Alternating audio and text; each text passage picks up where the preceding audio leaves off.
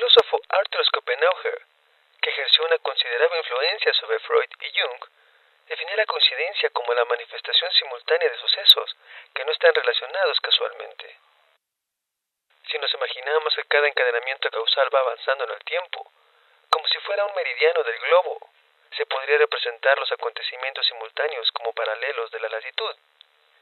Todos los sucesos de una vida humana se encuentran, pues, en toda clase de conexiones fundamentalmente diferentes. Dedicamos este programa a las coincidencias, también llamado sincronicidad. Sean bienvenidos a un programa más de esto que es Visiones Nocturnas. Comenzamos.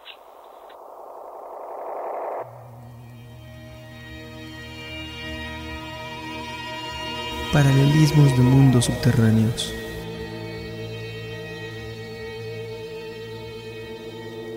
La Llorona y los demonios.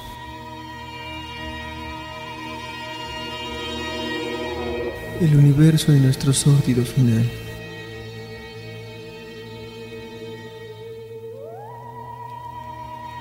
La vida eterna y la muerte.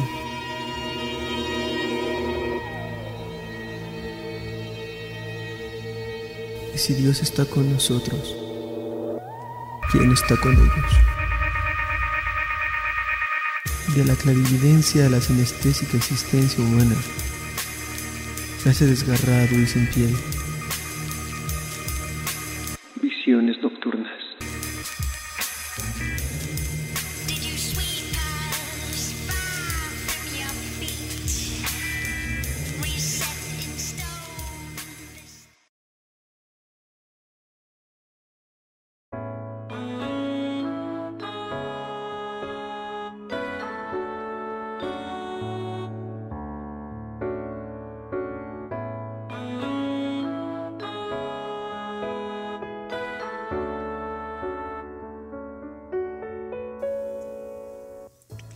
El término sincronicidad, que no se encuentra en los diccionarios, fue creado por C.G. Jung para explicar la manifestación de dos o más acontecimientos que no se encuentran unidos por lazos de causalidad, sino de significación, y que solo tienen sentido para una persona determinada. Se diría que más bien se hayan relacionados con procesos arquetípicos del inconsciente. Toda la obra de Jung abunda en comentarios de sincronicidad que incluye algunas veces telepatía y otras videncia. A menudo me he topado con ese tipo de fenómenos, escribía Jung, y me he podido convencer de la importancia que tienen esas experiencias para los enfermos. En la mayoría de los casos, se trata de cosas de las que no se habla, por miedo a exponerse a burlas irreflexivas. Me he quedado asombrado al constatar cuántas personas han tenido experiencias de este tipo y con cuántas precauciones han guardado el secreto. Y seguía diciendo, al lado de numerosos casos de premoniciones espontáneas, de percepciones no espaciales y de otros hechos análogos, de los que he mencionado ejemplos que me han sucedido, ellas, las experiencias, aportan la prueba de que a veces la psique funciona más allá de las leyes causa-espacio-temporal. Resulta que las percepciones que tenemos en el espacio y el tiempo, y también la causalidad, son incompletas. Una imagen total del universo reclama, por así decirlo, una nueva dimensión. Solo entonces será posible dar una explicación homogénea a la totalidad de los fenómenos. Por esta razón, todavía hoy, los racionalistas siguen pensando que las experiencias parapsicológicas no existen. Sería algo fatal para la concepción que ellos tienen del universo. Gracias en gran medida a esas experiencias personales, Jung elaboró la teoría de la sincronicidad, que se apartaba con notable audacia de las concepciones mecánicas del universo. Con el filósofo Wolfgang Pauli, padre del principio de exclusión, uno de los conceptos claves de la física moderna. Por lo que se refería al biólogo Paul Cameron, digamos que creía en la importancia de las coincidencias. Construyó una teoría al respecto publicada en 1919 en un tratado de la serialidad, que desgraciadamente nunca fue traducido al castellano. El libro de Cameron era un auténtico diario de coincidencias, vivido con entusiasmo durante largos años. Así, por ejemplo, en 1910, el cuñado de Cameron asistía a un concierto. Ese día la butaca que ocupó tenía el número 9, y su ticket de vestuario tenía igualmente el número 9. Al día siguiente, asistió a otro concierto acompañado de Cameron. En esta ocasión ocupó la butaca número 21, y su ticket de vestuario llevaba también el número 21. En 1915, 2 soldados fueron hospitalizados al mismo tiempo a causa de una neumonía, en el mismo hospital militar de Katowice, en Bohemia. Los dos habían nacido en Silesia y los habían llevado como voluntarios en el mismo tren de equipamiento. Los dos tenían 19 años. Los dos se llamaban Frank Richter. Para Cameron, las leyes de la serialidad eran tan fundamentales como las leyes de la física. Las coincidencias aisladas o en serie no eran más que las partes visibles de un iceberg insospechado. A pesar de las manifestaciones omnipresentes de la serialidad, manifestaciones de un principio universal de la naturaleza que operan independientemente de la casualidad física. Cameron pensaba que el universo existe coexistiendo con la casualidad, un principio causal que propende a la unidad. Este principio funcionaría al margen de las leyes conocidas de la física y producirían sucesos recurrentes unidos por afinidad. Las series serían procesos cíclicos que se propagarían como ondas sobre un eje temporal del continuo espacio-tiempo. Para este biólogo, la serialidad está omnipresente y continúa en la vida, en la naturaleza y en el cosmos. Es el cordón umbilical que une el pensamiento, el sentimiento, la ciencia y el arte en las entrañas del universo que le ha dado nacimiento. Einstein, que había leído este tratado, pensaba que era una obra original y nada absurda. El escritor inglés Arthur Koestler también se ocupaba largamente de los fenómenos de sincronicidad, de los que citaba abundantes ejemplos en su obra Las raíces del azar. El actor Alec Guinness le comentó a Arthur Koestler un extraño suceso que también muestra notables coincidencias. Cuando el actor vivía cerca de Portsmouth, trabajaba en Londres durante un fin de semana, siempre tomaba el mismo tren de la mañana, siempre se levantaba a la misma hora, despertándose por lo general 2 o 3 minutos antes de que sonara el despertador. Tenía por costumbre asistir a la misa dominical de la Catedral de Westminster, antes de tomar el tren que lo llevaría a casa. El 3 de julio de 1971, estando su esposa ausente, cenó con un amigo. Antes de acostarse, puso en funcionamiento los 2 despertadores. A la mañana siguiente, se despertó con 1 hora y 20 minutos de retraso, y cuando miró la hora, creyó ver 1 hora menos de lo que era realmente. Como el primer despertador no había sonado, no se tomó la molestia de comprobar el segundo. Asistió a la misa de las 9 y no a la de las 8 como creía. Cuando llegó a la estación de Waterloo, había perdido su tren habitual, que según se enteró, había descarrilado. Más tarde supo que el primer vagón, en el cual solía tomar asiento, había volcado, y que muchos pasajeros habían tenido que ser hospitalizados. No solamente Alec Guinness no había despertado a la hora que solía hacerlo, sino que además se equivocó en 1 hora al consultar su despertador. Sin ese error, habría podido decidir faltar a misa y tomar al menos el tren accidentado. Este caso muestra el mismo fenómeno que le sucedió a la azafata, cuyo despertador no sonó el día del accidente de un Boeing en el monte St. Audley. Esa fue la única vez en su carrera en que la azafata no despertó a tiempo, lo que le salvó la vida. El despertador había sido el instrumento del que se sirvió el destino para salvarla. Como dijo André Malraux, las coincidencias son el lenguaje del destino.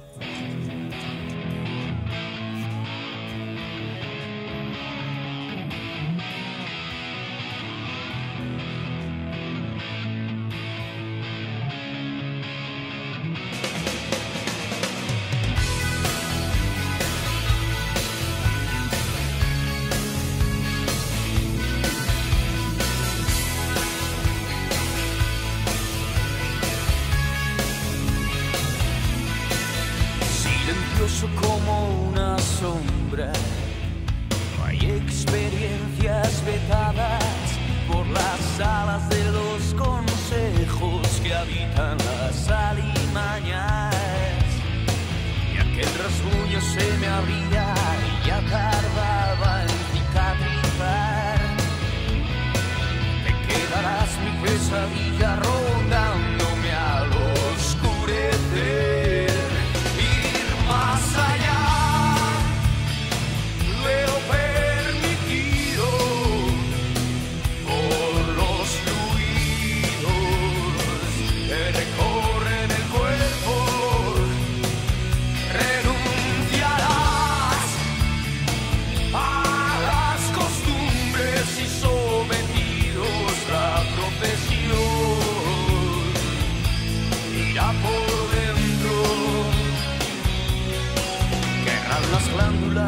tentativas declararme culpable. Si me ofrecía tus rodillas y no quería quedarme. Extrañas tetas mentales en desfiladeros y precipicios esparciendo alrededor el ocre más corrompido. Ir más allá de lo permitido por los fluidos que recorren el cuerpo. Renunciarás a las costumbres y sometidos la procesión irá por dentro.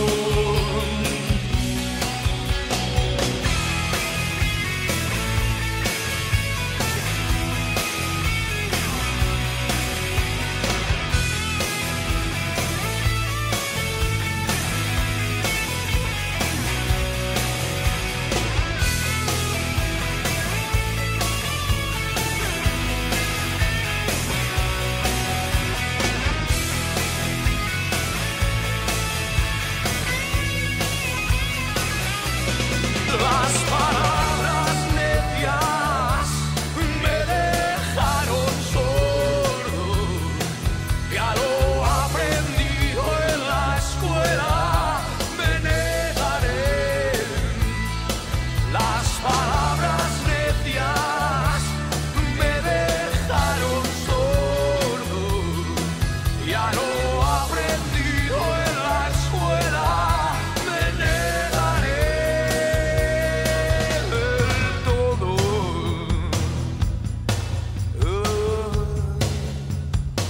Me negaré del todo.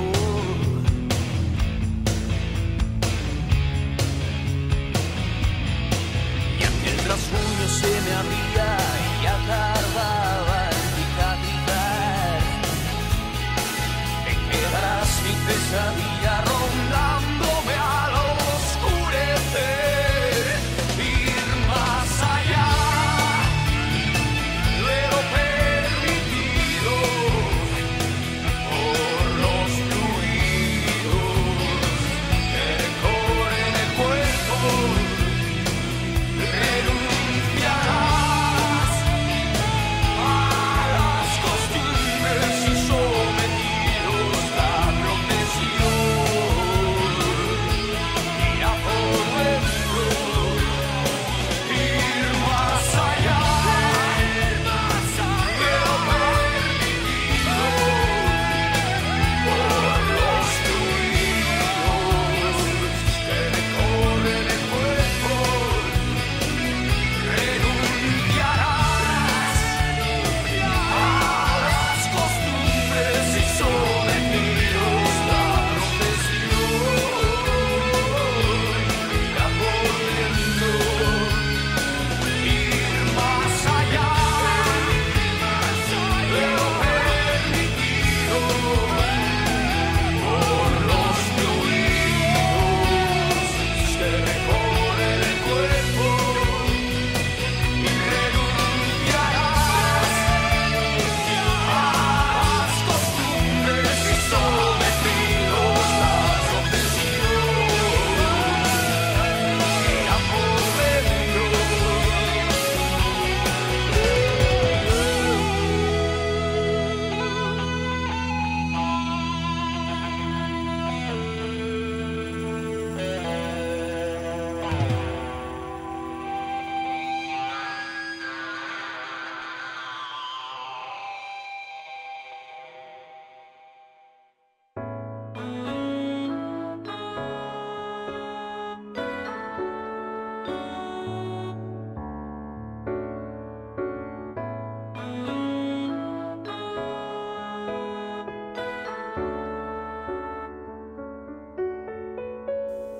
Koestler estaba casi seguro de que lo que él llamaba ángeles de la biblioteca eran los encargados de proporcionar los libros que se buscaba.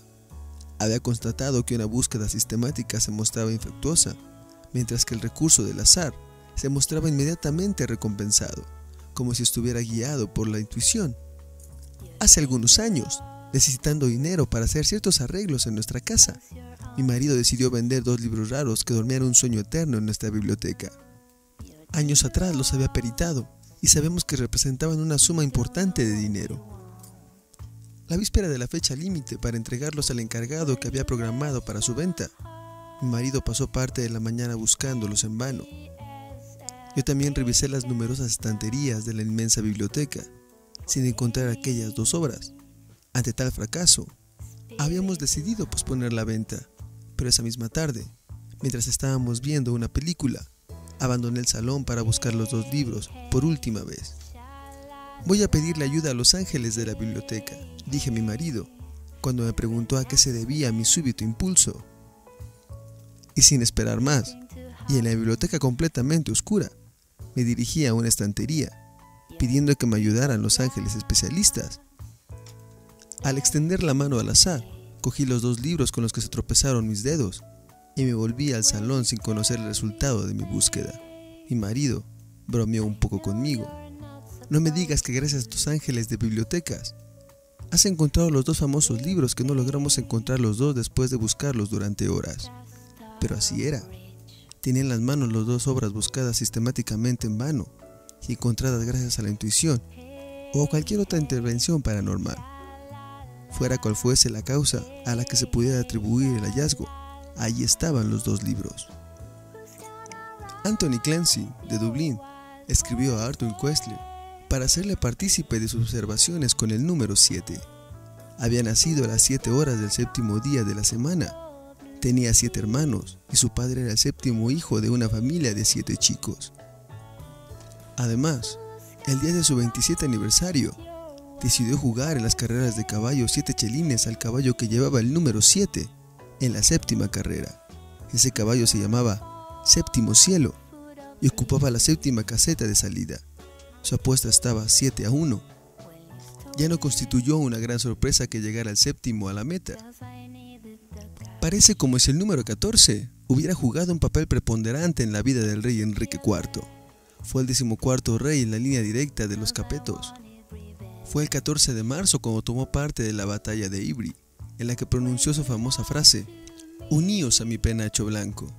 Tuvo 14 hijos.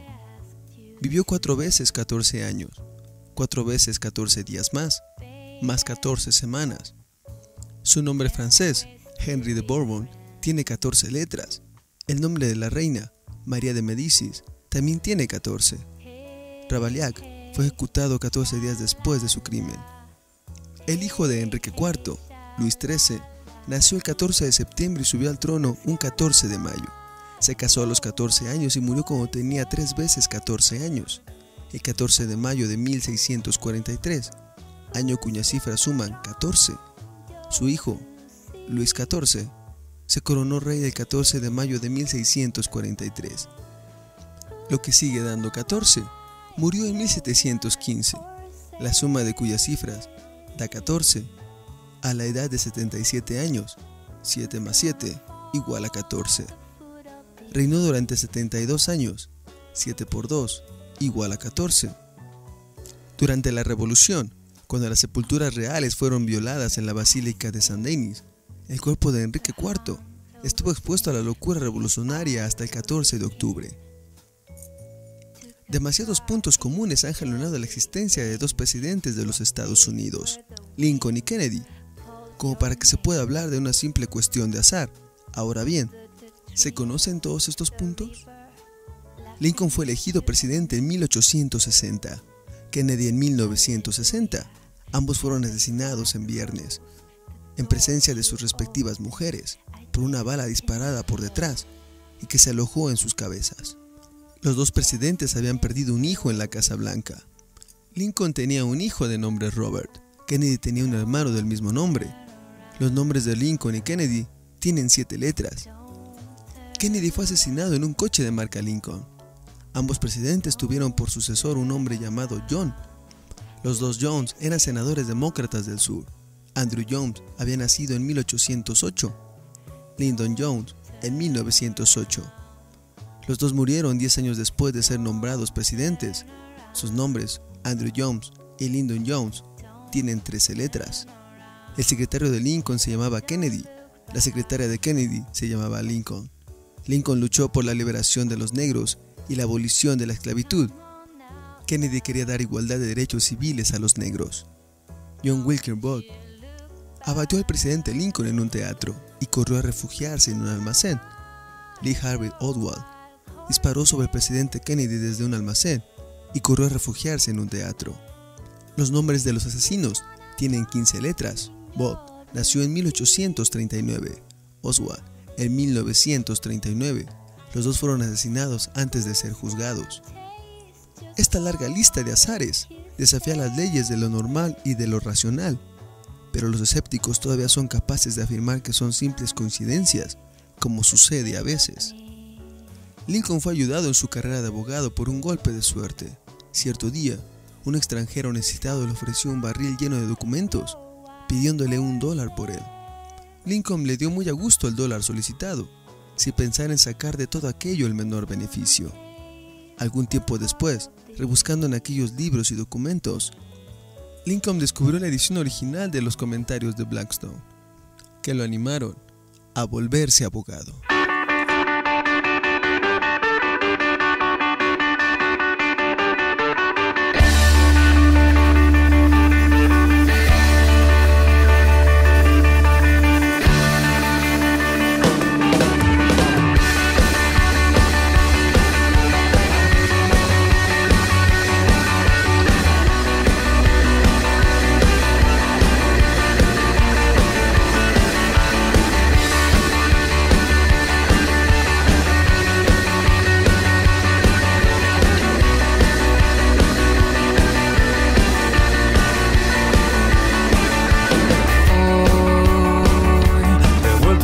Soy, la vida me regala la ocasión. Sí, si en algo te ofendí, te pido me perdones, no es la intención.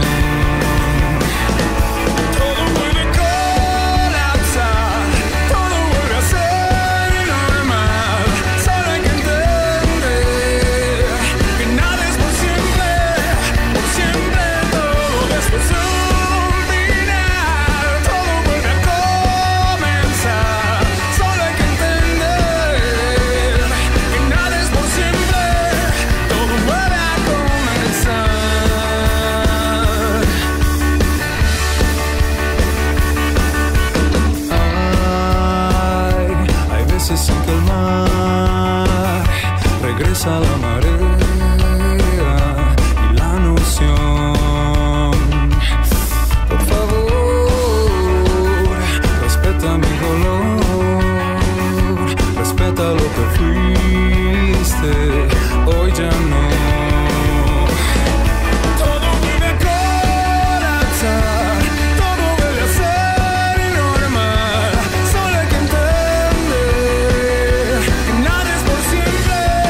Por siempre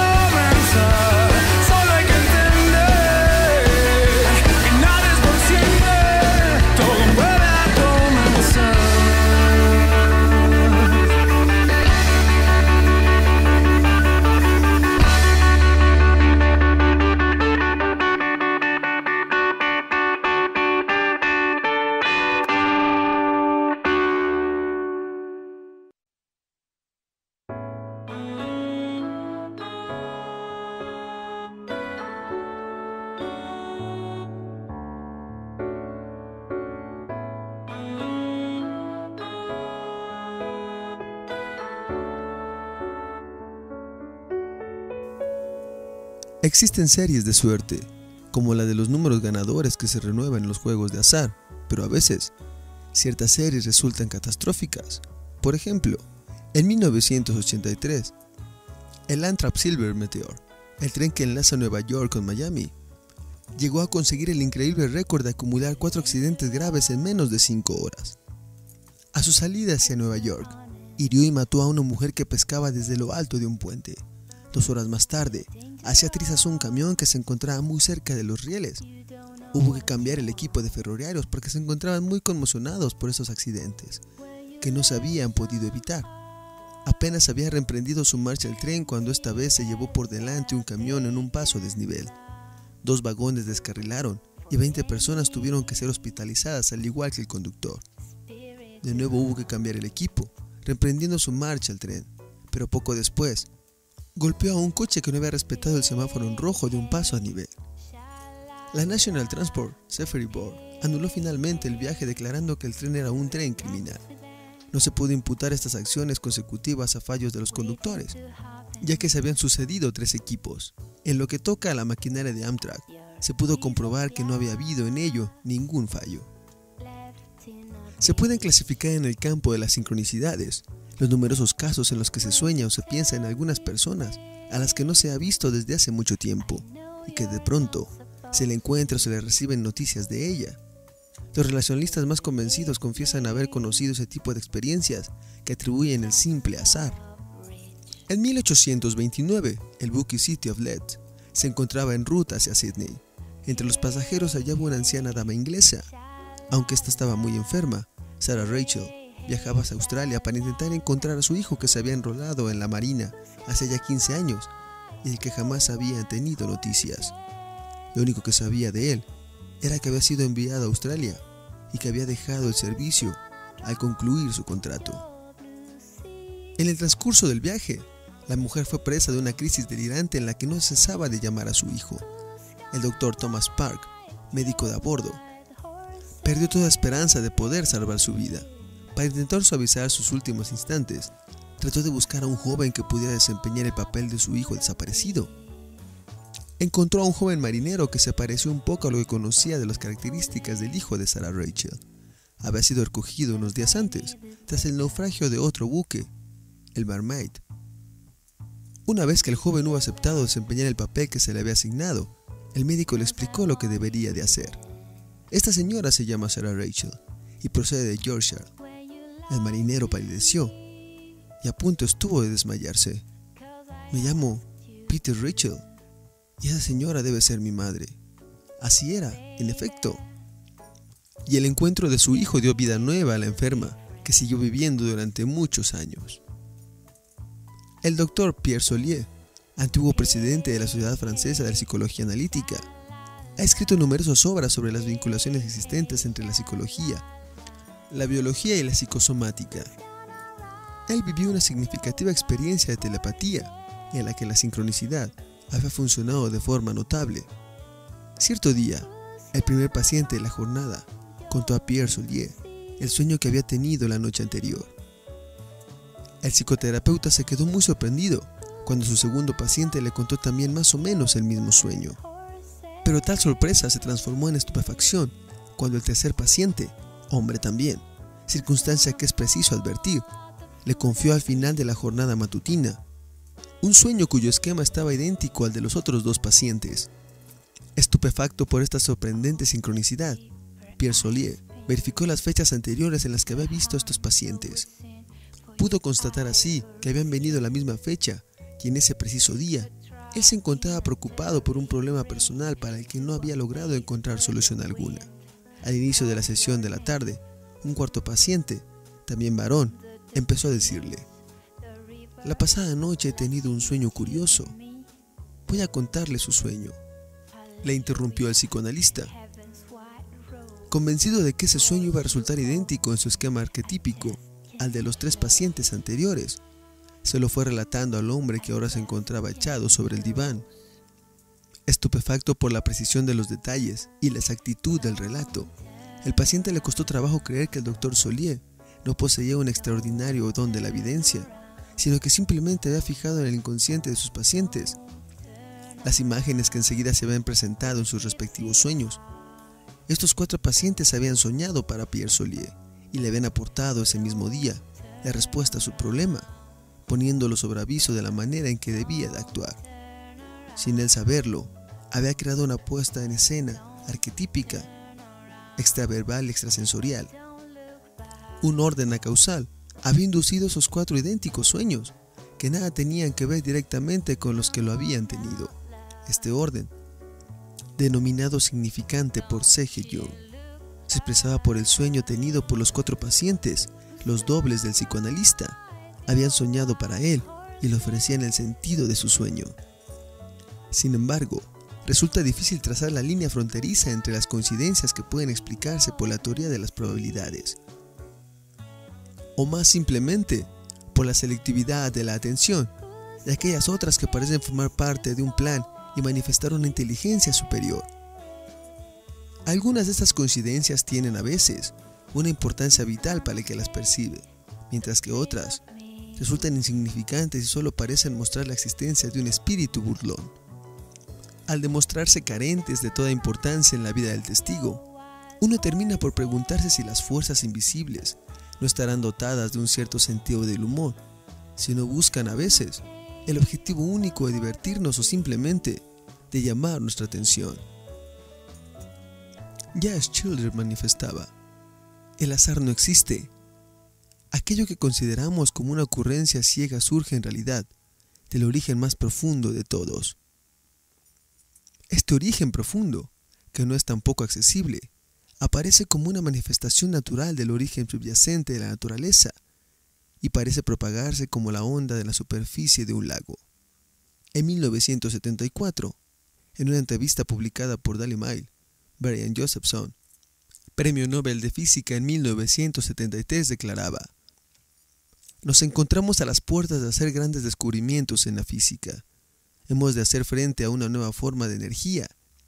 Esta fuerza debe tener sus leyes. Creo que los métodos corrientes de investigación científica nos enseñaron enormemente sobre los fenómenos psíquicos. Resultan misteriosos, pero no más de lo que son ya muchas cosas en física. En el pasado, los respetables hombres de ciencia no querían saber nada de las investigaciones psíquicas. Todavía hoy, muchos de ellos mantienen esa postura. Creo que esos sabios respetables se estaban arriesgando a perder el tren. Al pasar de la materia a la energía, la física ha desplazado sus investigaciones hacia procesos extremadamente sutiles. Al haber puesto en evidencia el orden que existe en el universo, pronto tendré que alcanzar un plan de comprensión muy, muy superior.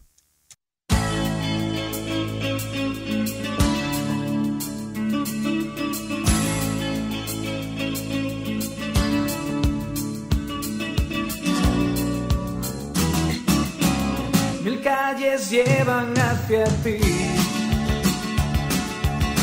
y no sé cuál he de seguir. No tengo tiempo que perder y ya se va el último tren. Quizás mostrándote una flor o hacer que pierdas el timón. Poner tu nombre en la pared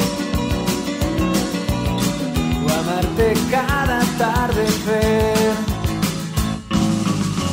Puedo perderme en el alcohol y dibujar un corazón, fingir que existe alguien más que ahora ocupa tu lugar.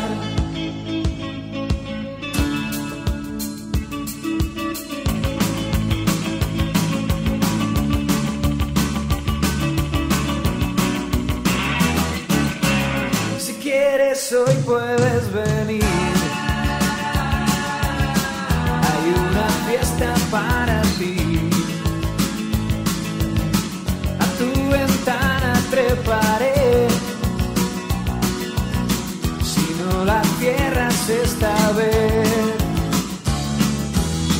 Ese perfume de mujer me llevará hasta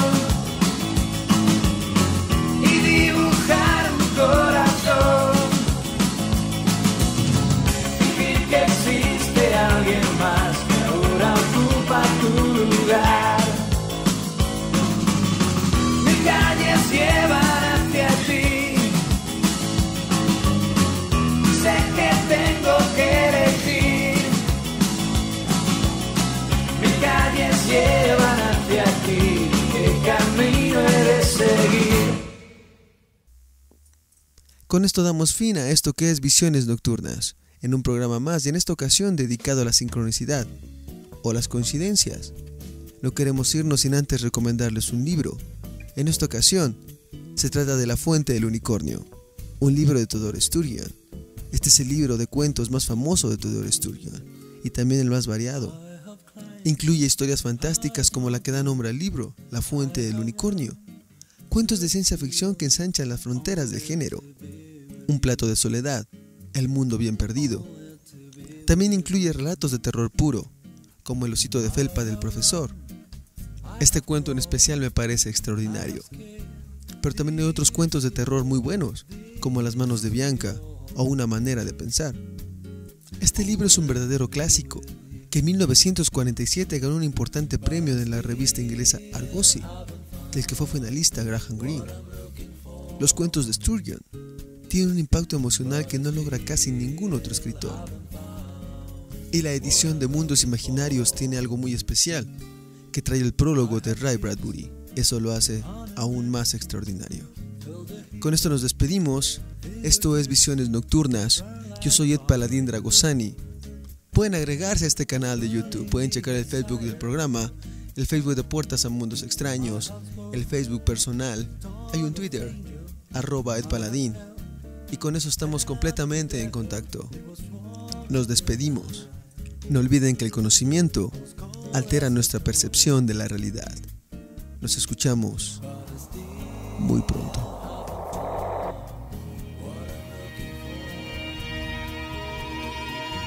Paralelismos de mundos subterráneos.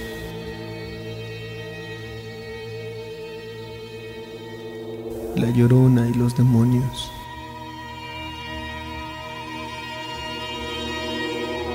El universo de nuestro sórdido final.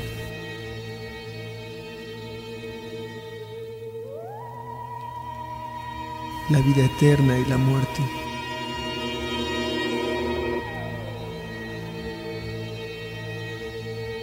Y si Dios está con nosotros, ¿quién está con ellos? De la clarividencia a la sinestésica existencia humana, se hace desgarrado y sin piel.